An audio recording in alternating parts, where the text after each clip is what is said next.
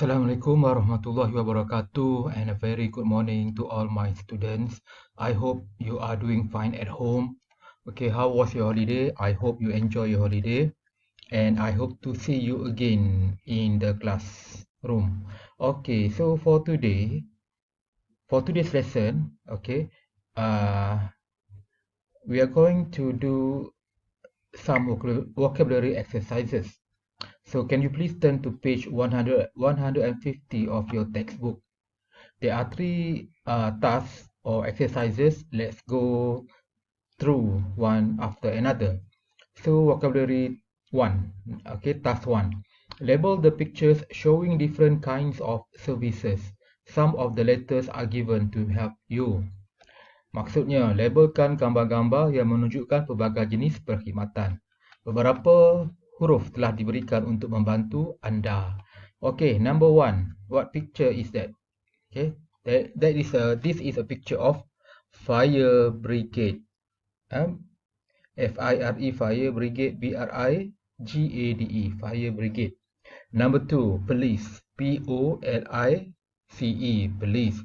Number 3, public transport, P-U-B-L-I-C-T-R-A-N-S-P-O-R-T. Okay, number 4, job center, J-O-B-C-E-N-T-R-E, job center, pusat Jabatan Tenaga Rakyat. Okay, number 5, ambulance service, A-M-B-U-L-A-N-C-E S-E-R-V-I-C-E. Number 6, Coast Guard, pengawal pantai, C-O-A-S-T-G-U-A-R-D. Number 7, public housing, P-U-B-L-I-C-H-O-U-S-I-N-G, perumahan awam, public housing. And number 8, prison service, P-R-I-S-O-N-S-E-R-V-I-C-E, perkhidmatan penjara. Okay, task 2. You can find the questions for task 2 in a Google form. Okay, the instructions is match the social problems with the definition. Padankan masalah sosial dengan definisinya. Number 1, homelessness, ketiadaan rumah, gelandangan. Number 2, unemployment, pengangguran. Number 3, poverty, kemiskinan. Number 4, addiction, ketagihan. Number 5, racism.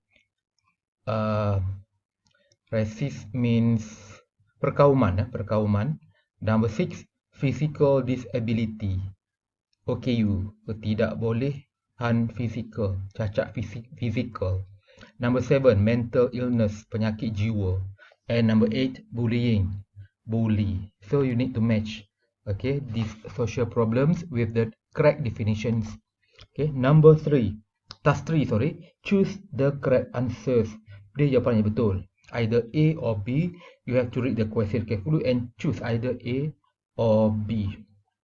Okay, that's all. Task number 4 you don't have to do. So I hope all of you will be doing this task, will be answering this task, because the tasks are quite simple for Form 5 students. So that's all for now.